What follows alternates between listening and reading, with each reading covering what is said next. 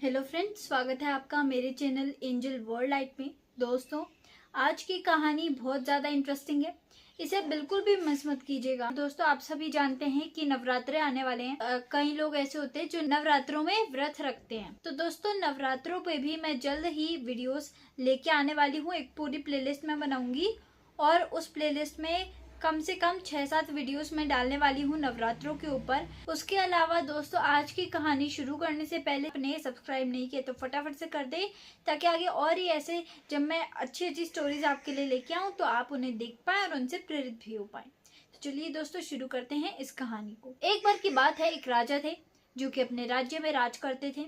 वे अपने राज्य के सुख दुख हर चीज का बेहद ख्याल रखा करते थे।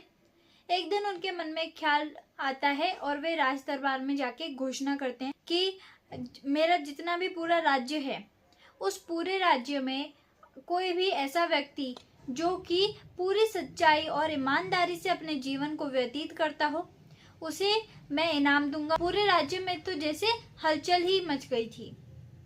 अब सभी बड़े उत्सुक थे, सभी चाहते थे कि उन्हें इनाम मिले। सभी पूरी सच्चाई और ईमानदारी से काम करने लगे। लेकिन साथ ही साथ उसी राज्य में एक मामूली सा किसान रहता था जो कि बेहद गरीब था। उसके पास इतनी बड़ी जमीन भी नहीं थी कि वे ठीक से खेती बाड़ी कर पाए।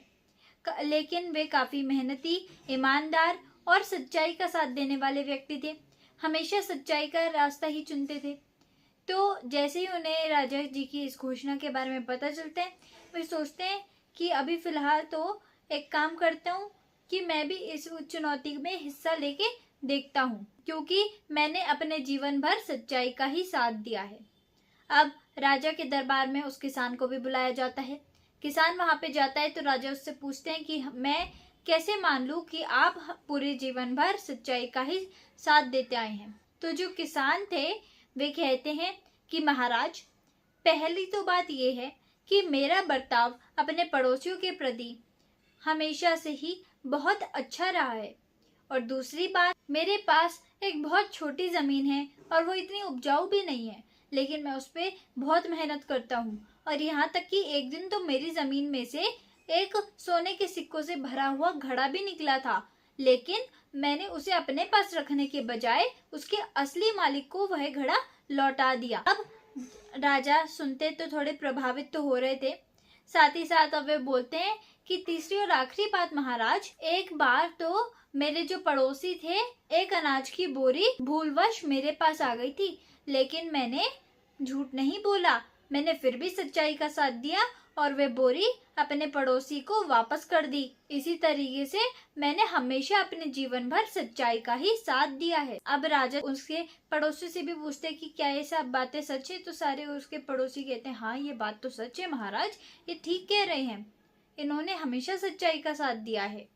अब इस बात से महाराज काफी प्रभावित होते हैं, कहने लगते हैं कि हम बेहद खुश हैं कि आपने हमेशा सच्चाई का साथ दिया है और अपने कर्तव्यों को भी बहुत ही अच्छी तरीके से निभाया है, इसीलिए आपको कुछ इनाम देना चाहता हूँ।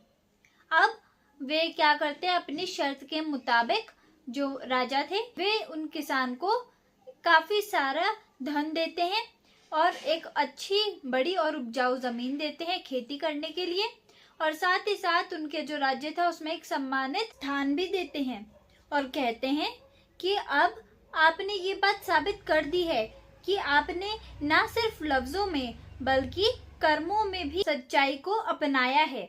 अब जो किसान थे वे उन इनामों को पाकर बेहद खुश होते हैं और राजा जी का शुक्रिया करते हैं। बाद में जो उनका बाकी का राज्य था वे भी देखता है कि किसान ने कैसे अपनी ईमानदारी और सच्चाई से जीत हासिल करी, कैसे उन्होंने राजा जी को प्रभावित कर लिया और उस चुनौती को जीत लिया।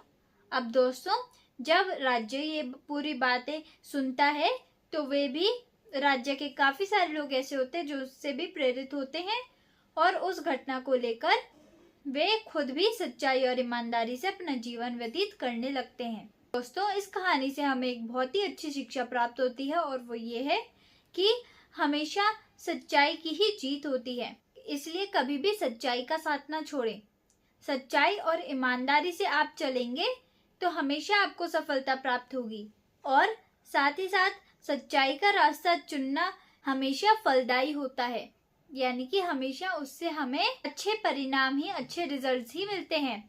कभी भी हमारे साथ बुरा नहीं होता और अंत में यही जीत की कुंजी है। अगर आपको ये कहानी पसंद आई है तो इसे आगे शेयर जरूर कीजिएगा, ताकि आगे और ऐसे लोग जो होंगे वे इस वीडियो को देख पाए, इससे प्रेरित हो पाए। Thank you.